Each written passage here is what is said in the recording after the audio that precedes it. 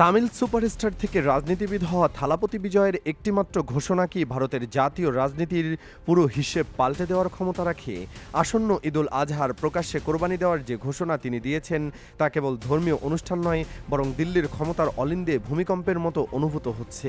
২০২৬ সালের এই মুহূর্তে ভারতে কোরবানির ঈদকে কেন্দ্র করে পরিস্থিতি অত্যন্ত স্পর্শকাতর। বিভিন্ন রাজ্যে পশু জবাই নিয়ে প্রশাসনে কড়াকড়ি বাড়ানো হয়েছে। কোথাও আইনশৃঙ্খলার অজুহাত, কোথাও পরিবেশগত কারণ, আবার কোথাও সরাসরি ধর্মীয় অনুভূতির প্রসঙ্গ সামনে এনে বিধিনিষেধ জারি করা হচ্ছে। এর ফলে মুসলিম সম্প্রদায়ের মধ্যে চাপা ক্ষোভ দিন দিন তীব্র হয়ে উঠছে। কিন্তু রাজনৈতিক দলগুলোর বড় অংশই এই বিষয়ে প্রকাশ্যে খুব বেশি কথা বলতে চাইছে না, কারণ সংখ্যাগুরু ভোট ব্যাংকের সমীকরণ এখন ভারতের রাজনীতিতে সবচেয়ে বড় বাস্তবতা। আর ঠিক এই সময় থালাপতি বিজয়ের নাম হঠাৎ করে জাতীয় আলোচনার কেন্দ্রে উঠে আসে। খবর ছড়িয়ে পড়ে যে তিনি শুধু মুসলিম সম্প্রদায়ের পাশে দাঁড়ানোর কথাই বলেননি, বরং নিজে কোরবানির অংশ হওয়ার ইঙ্গিত দিয়েছেন। এই খবর প্রকাশ্যে আসতেই সামাজিক যোগাযোগ মাধ্যম থেকে রাজনৈতিক মহল সর্বত্র শুরু হয় তীব্র বিতর্ক, কারণ বর্তমান রাজনৈতিক পরিবেশে এমন স্পষ্ট অবস্থান নেওয়া অত্যন্ত বিরল ঘটনা। ভারতের রাজনীতিতে ধর্মীয় ইস্যু নিয়ে সরাসরি অবস্থান নেওয়ার আগে অধিকাংশ নেতাই বহুবার হিসাব নিকাশ করেন, বিশেষ করে যখন বিষয়টি গরু জবাই বা কোরবানির মতো সংবেদনশীল প্রসঙ্গের সঙ্গে যুক্ত, তখন বিরোধী দলগুলোর অনেকে নীরবতা বজায় রাখতেই স্বাচ্ছন্দ্য বোধ করেন। কিন্তু থালাপতি বিজয় যেন সম্পূর্ণ ভিন্ন এক রাজনৈতিক পথে হাঁটছেন, আর সেই কারণেই তার এই অবস্থানকে শুধুমাত্র ধর্মনিরপেক্ষতার বার্তা হিসাবে দেখছেন না বিশ্লেষকরা। তাদের মতে এর পেছনে রয়েছে অনেক গভীর রাজনৈতিক হিসাব। থালাপতি বিজয় রাজনীতিতে নতুন হলেও জনসমর্থনের দিক থেকে তিনি দক্ষিণ ভারতের অন্যতম প্রভাবশালী মুখ।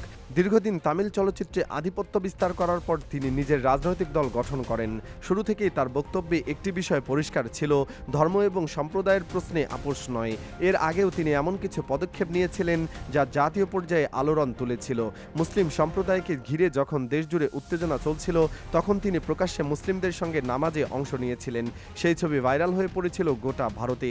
আর সেই ঘটনার পর থেকে তাকে শুধু অভিনেতা নয়, বরং এক সম্ভাব্য জাতীয় রাজনৈতিক মুখ হিসেবেও দেখতে শুরু করেন অনেকেই।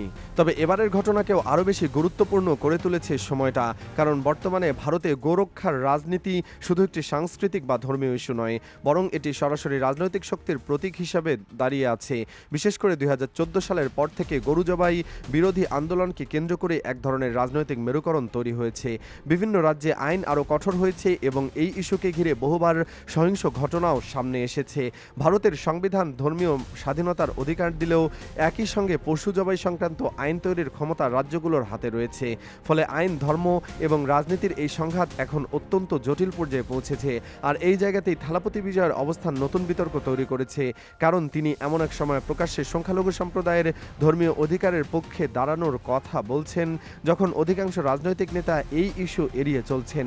রাজনৈতিক বিশ্লেষকদের মতে তার এই পদক্ষেপ কয়েকটি স্তরে বড় প্রভাব ফেলতে পারে।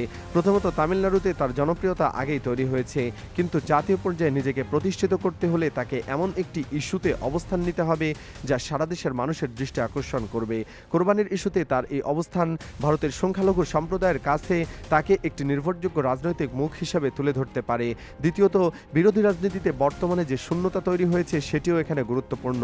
কংগ্রেস সহ অধিকাংশ বিরোধী দল সরাসরি ধর্মীয় ইস্যুতে আক্রমণাত্মক অবস্থান নিতে দ্বিধায় ভোগে, কারণ তারা সংখ্যাগুরু ভোট হারানোর আশঙ্কা করে। কিন্তু থালাপতি বিজয়ের রাজনৈতিক সমীকরণ আলাদা। তামিলনাড়ুতে বিজেপির সাংগঠনিক শক্তি তুলনামূলক দুর্বল, ফলে তিনি এই ধরনের অবস্থান নিয়ে তুলনামূলক কম রাজনৈতিক ঝুঁকি নিচ্ছেন।